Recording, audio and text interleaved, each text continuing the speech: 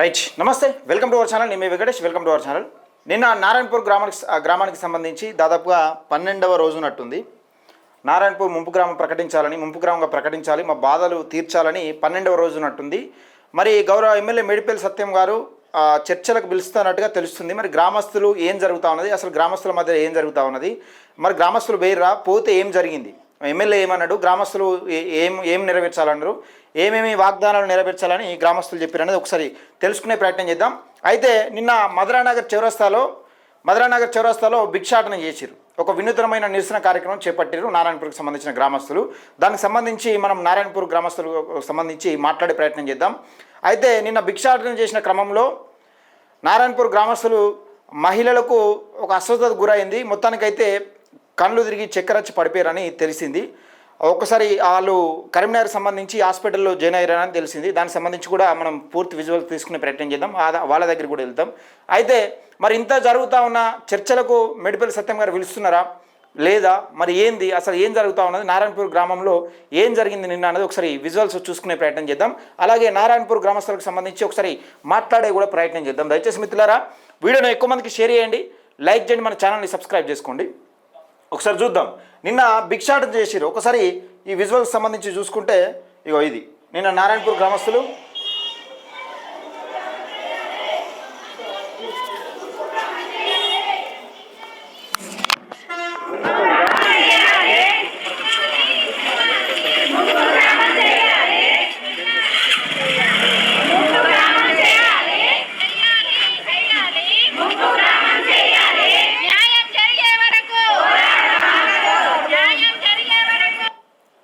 Right, నిన్న ఇది జరిగింది. అయితే 12వ రోజు, నిన్నటికి 12వ రోజు జరుగుతూ ఉంది.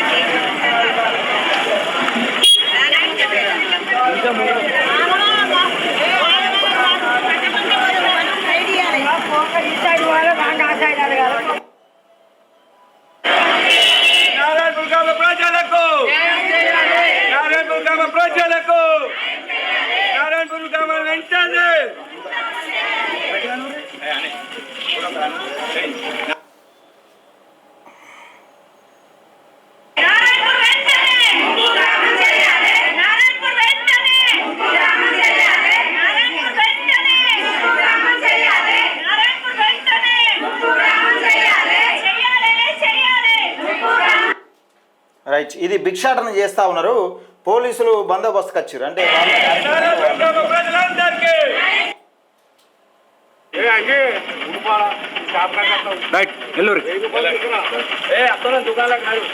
అటువరి మీరు అటువరి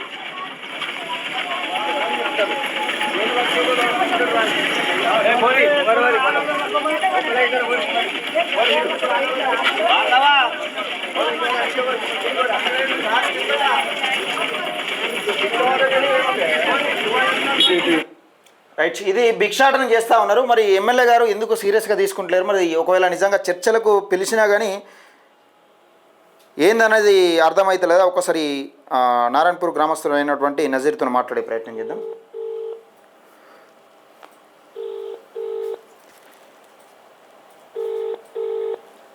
హలో నజీర్, నమస్తే, లైవ్లో ఉన్నా. నమస్తే అన్న. ఏం జరిగింది నిన్న? ఏమో అయిందట కదా, ఒక 2-3 చక్కెరచ్చి పడిపోయారా ఎట్లా? అవునన్న. ఏమైంది అసలు? ఈ భిక్షాటన కార్యక్రమం ఎప్పుడు అనుకున్నారు? మొన్న అనుకున్నారు కదా, నిన్న పోస్ట్ పోన్ ఎందుకైంది మొన్నటికి? మరి మన ఏసీబీ వాళ్ళు, పోలీసులు అందరూ వచ్చి మమ్మల్ని అడ్డుకోవాలని చెప్పే ఉద్దేశం మీద అందరూ వచ్చి ఉన్నారు అక్కడ. ఎక్కడ? మన గంగాధర ఎక్స్రోడ్లో. మధురానగర్ ఎక్స్రోడ్? మధురానగర్ ఎక్స్రోడ్లో ఉన్నారు. లేదు, మిమ్మల్ని అడ్డుకుంటానికి ఏం ప్రయత్నించలేదు, వాళ్ళ సెక్యూరిటీ కోసం, అంటే ఏదైనా అల్లర్లు జరగకుండా వాళ్ళ భద్రత కల్పించాలి కాబట్టి వాళ్ళు వచ్చినట్టున్నారు. లేదు సార్, అయితే ఇంతకుముందు కూడా సేమ్ ఇలాగే ప్రతిసారి మమ్మల్ని అడ్డుకునే ప్రయత్నం చేస్తూ ఉంటారు వారు. అయితే ఇంతకుముందు ఆల్రెడీ మేము అక్కడ లేని వాళ్ళ మీద కూడా ఎస్సీ అట్రాసిటీ కేసులు పెట్టడం అలాంటివి జరిగినాయి కాబట్టి ఇప్పుడు మా కోసం అని చెప్పి మా ఆడులు పోరాటం చేస్తూ ఉన్నారు. కేసులు తీపిస్తా అని చెప్పారు కదా, ఎప్పుడు లేదు సార్, అది అంత ఫేక్ న్యూస్ ఇప్పటి వరకు కూడా లేదు. నిన్న తిప్పిస్తా అన్నారు, అంతకుముందు తిప్పిస్తా అన్నారు, అది ఏది లేదు. అంతేకాకుండా మా కోసం ఆడవారు ఫైట్ చేస్తున్నారు లేడీస్. ఇప్పుడు వారి మీద కూడా కేసులు అయితే మళ్ళీ ఇంకా పోరాటం చేస్తాను గోవాలు ఉంటారు సార్. అందుకోసం అని చెప్పి మొన్న క్యాన్సిల్ చేసుకొని మొన్న మేము 500 మీటర్సే ప్రోగ్రామ్ డిజైన్ చేసినాం యాక్చువల్లీ. వీళ్ళను భయభ్రాంతులకు గురి చేయాలనే ఉద్దేశం మీదనే వాళ్ళు ఇది చేసిరు అన్నారు సార్. అది రైట్. నిన్న ఏమైంది, ఎవరికి ఏమైంది నిన్న మేము ఈ రిలే నిరాహార దీక్షలో భాగంగా భిక్షాటన కోసం అని చెప్పి గంగాధర మధురనగర్ చౌరస్తా రావడం జరిగింది. వచ్చిన తర్వాత ఇక్కడికి మా వాళ్ళు 3 రోడ్లు తిరిగినాము. పోలీసులు కూడా చాలా మంది వచ్చారు. నన్ను కూడా పిలిచిరు. మీరు సాయంత్రం వచ్చి కలవాలని చెప్పారు. ఏసీ సార్ కూడా ఓకే సార్ అని చెప్పినాం.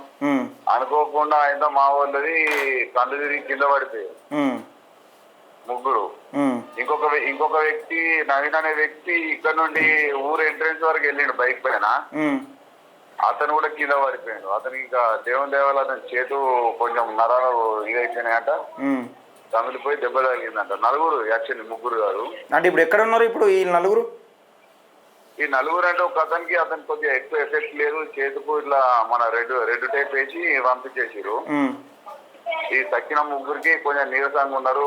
హార్ట్ కు కొంచెం ఎఫెక్ట్ పడింది. 2కి నీరసంగా ఉన్నారు. ఈ రోజు డిశ్చార్జ్ అవుతారు అనేది ఆలోచన ఉన్నది. డాక్టర్ సార్ రాలేదు ఇప్పుడు. ఓకే. సార్ వచ్చిన తర్వాత చూస్తే పరిస్థితి ఏమైనా తెలుస్తుంది. మన కరీంనగర్ లో నవీన హాస్పిటల్లో ఉన్నారు. కరీంనగర్ నవీన హాస్పిటల్. అయితే ఈ 2 రోజుల క్రితం ఎమ్మెల్యే మిమ్మల్ని పిలిచినట్టు, ఎమ్మెల్యే గారు మేము దగ్గరికి పిలిపించుకున్నట్టు అంటే చర్చలు జరిగినట్టుగా ఒక వార్తలు వచ్చినాయి. అందులో నిజం ఎంత ఉంది? అసలు ఏం మాట్లాడారు మీరు? మేము ఎవరు వెళ్ళలేదు సార్. అయితే మరి చర్చలు జరిపింది ఎవరు ఎమ్మెల్యే గారితో? చర్చలు జరిపింది అంటే అసలు ఇక్కడ మన ఉన్న వాళ్ళకి అక్కడ తెలిసిన వాళ్ళకి ఎవరికి సంబంధం లేదు. ఈ వాళ్ళ పార్టీ వాళ్ళే జరిపినాం. నేను కూడా కాంగ్రెసే. నువ్వు కూడా కాంగ్రెసే కదా? నేను కూడా కాంగ్రెసే. కాకపోతే మా పార్టీలో ఇంకా వేరే వాళ్ళు ఉంటారు. వాళ్ళతోనే కావాలని చెప్పి కుమ్మక్కయి చర్చలు జరుపుతున్నాం అని చెప్పి అంటే ఇప్పుడు ఆ దీక్ష కూర్చున్న వాళ్ళతో చర్చలు జరగలేదా? చర్చలు జరగలేదు. దీక్ష కూర్చున్న వాళ్ళు ఎవరిని కూడా విరవలేదు. వాళ్ళ కాంగ్రెస్ పార్టీ అయినంతోనే పేపర్ స్టేట్మెంట్ కూడా ఇప్పించారు. ఎవరు? ఎమ్మెల్యే గారే మా బత్తిని సత్యనారాయణ మాజీ సర్పంచ్. మాజీ సర్పంచ్. ఇప్పుడు అలా కొడుకు A2 ఉన్నాడు. అందులో A2 ఉన్నాడు. ఆయనే ఎమ్మెల్యే గారికి సంబంధం లేదని ఇచ్చిందా? ఎమ్మెల్యే గారికి సంబంధం లేదు, ఏ సంబంధం లేదన్నాడు. ప్రత్యక్షంగా పరోక్షంగా ప్రతి ఒక్క దీనిలో ఎమ్మెల్యే గారు మా సర్పంచ్ ఇద్దరు ఒక్కటే చేసిరు. ఇది కాకపోతే ఏంటంటే ఇప్పుడు ఈ బత్తిని సత్యనారాయణ కాంట్రాక్టర్. ఆయనకు డబ్బులు ఏమో అబ్జెక్షన్ పెడతానో లేకపోతే ఇది చేస్తానో, నీ కొడుకు నీకు చేస్తా అది చేస్తా అని అంత. అచ్చాకి అంగన్వాడీ కేంద్రాలు ఇవన్నీ చేసే పర్సన్ అయినా? పర్సనే. పద్మశాలి. ఆయన అయితే స్కూల్లో కట్టినటువంటి కొద్దిగా ఇబ్బందికరంగా ఉన్నానట. అది కరెక్ట్. కాంట్రాక్ట్ వచ్చింది 10 లక్షలు అయితే చేసింది తక్కువ అమౌంట్ లో. ఇవన్నీ కొన్ని లొసుకులు ఉన్నాయి వాళ్ళిద్దరి మధ్యన. ఆ లొసుకులను బట్టి మీరు ఏం చేసిరంటే ఎమ్మెల్యే గారు నువ్వు ఈ పేపర్ స్టేట్మెంట్ ఇస్తేనే ఇది ఓకే అవుతుంది, లేకపోతే నీకు ఇది కాదు అనే విధంగా మాట్లాడిరు అనేది సమాచారం. అందుకోసమే ఇతను అతనితో కలిసిపోయి మా వేనే ఇప్పుడు మేము అక్కడ పోరాటంలో ఉన్నది ఒకరైతే ఇంకొకరికి పేపర్ స్టేట్మెంట్ ఇవ్వడం ఇవన్నీ జరుగుతూ ఉన్నాయి. ఏమన్నా ఉంటే ఇప్పుడు అక్కడ కూర్చున్న ఆడవారితో కదా మాట్లాడాల్సింది. అంటే మరి ఎమ్మెల్యే గారు ఒకవేళ వస్తాడు నారాయణపూర్, మరి మీదేంటి, మీ డిమాండ్స్ ఏంటి అసలు? మా డిమాండ్ ఒక్కటే, అక్రమంగా పెట్టినటువంటి కేసులు 13 అవిధి చేయాలి. నా పైన అన్యాయంగా పోలీసు వారు అభియోగం చేసి మందులైన మీద కేసు పెట్టకుండా అతను తాగకుండా ఇట్లా టాబ్లెట్లు వేసుకున్నాడు అని చెప్పి మేము మాట్లాడిన దానికి సరే ఆయన అతని మీద కేసు పెట్టలేదు, మరి మేము కూడా పరిస్థితి చేసుకోవచ్చా అని నేను అడిగినందుకు నా పైన కేసు పెట్టారు. అదొకటి. మన కొడిమేరలో ఇంకొకటి ఫారూక్ అనే క్యాండిడేట్ మీద అతని మీద ఒక కేసు పెట్టించారు. ఈ కేసులు ఈ 14 కేసులు తీసేసి ఈ 14 మందితో పాటు మా ఊరిని ముంపు గ్రామం ప్రకటించాలి. అవార్డు కాపీ తీసుకున్నట్టే చాలు, మేమే ఘనస్వాగతం పలుకుతామని చెప్పినాం. మీరు మా విలేజ్ కి రండి అన్నా, మాకు వచ్చి ఏదో ఒక సమాధానం చెప్పి వెళ్ళండి అన్నా అని చెప్పి మా ఆల్రెడీ మేము కూడా కబురు పంపించినాం. వాళ్ళ పార్టీకి సంబంధించిన సర్పంచులు వాళ్ళు వీళ్ళు వచ్చి మీరు రండి అని చెప్పి మాట్లాడితే మాతో సంభాషించడానికి మీరే ఇక్కడికి రండి, మేము అక్కడికి రాము. పార్టీ ఆఫీస్ మనం ఎలా వెళ్తాం? వెళ్ళాం కదా. ఇక్కడికి రండి అన్న, మేము ఎవరైనా కూడా మాట్లాడము, మిమ్మల్ని అంటే ఎమ్మెల్యే గారు వస్తే మాట్లాడడానికైనా సిద్ధంగా ఉన్నారు మీరు? సిద్ధంగా ఉన్నాం మేము.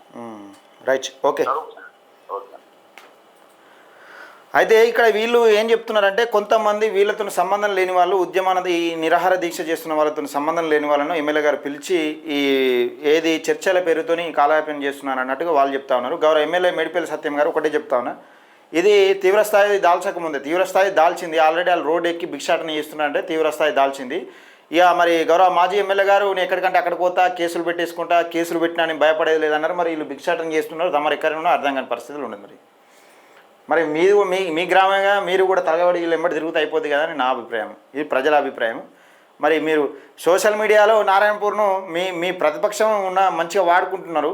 అంటే నారాయణపూర్ని ఇక నువ్వు మొగోని కాదా అంటే నువ్వు మొగోని, ఈ మాటల డైలాగులు బంద్ చేయరి, ఏమైనా అక్కడికి వచ్చే పని చేయరు వీళ్ళకు, ఈ డైలాగులు బంద్ చేయరి. ఇక మరి మీరు రెచ్చగొడితేనే నాకెందుకో బీఆర్ఎస్లో కొంచెం రెచ్చగొడితేనే ఎమ్మెల్యే రెచ్చిపోయి మాట్లాడుతున్నట్టు అనిపిస్తున్నది. ఈ రెచ్చగొట్టే ప్రసంగాలతో, రెచ్చగొట్టే మాటలతో ఈ నారాయణపూర్ గ్రామ ప్రజలకు వచ్చేది ఏం లేదు. ఇందులో బీఆర్ఎస్ ఇన్వాల్వ్ అయితే మాత్రం ఇలా పని కథం అవుతుంది. బీఆర్ఎస్కి ఇట్లా ఒకవేళ పుసుక్కని ఇన్వాల్వ్ అయిందనుకో ఇది వేరే ఉంటుంది కథ. బీఆర్ఎస్ ఇన్వాల్వ్ అయిందనే ఉద్దేశంతో వీళ్ళు ఇది చేస్తూ ఉన్నారు. దయచేసి నేను ఒకటే చెప్తా ఉన్నా, మీరు స్వచ్ఛందంగా ధర్నా చేయరి, వచ్చి ధర్నా చేయరి, పార్టీ కండవలు కప్పుకోకుండా స్వచ్ఛందంగా ధర్నా చేయరి, లేకపోతే మీరు ఆ పక్కకని ఉండరు. కానీ రెచ్చగొట్టే ప్రసంగాలతోని వీళ్ళకి అన్యాయం చేసే కార్యక్రమం అయితే చేయకుర్రి. మరి దయచేసి నేను ఒకటే చెప్తున్నా, గౌరవ ఎమ్మెల్యే గారు దీనిపైన దృష్టి పెట్టాలి. తీవ్రస్థాయి దాల్చకముందే మరి వీళ్ళు పుసుక్కన మళ్ళీ హైదరాబాద్ ప్రయాణం అయ్యారనుకో, కలెక్టరేట్కో, సెక్రటరేట్కో, లేకపోతే సీఎం ఆఫీస్కో ఎక్కడికైనా ప్రయాణం అయితే చాలా ఇబ్బంది అవుతుంది. అది మీరు చూసుకోవాల్సిందిగా తెలియజేస్తాము.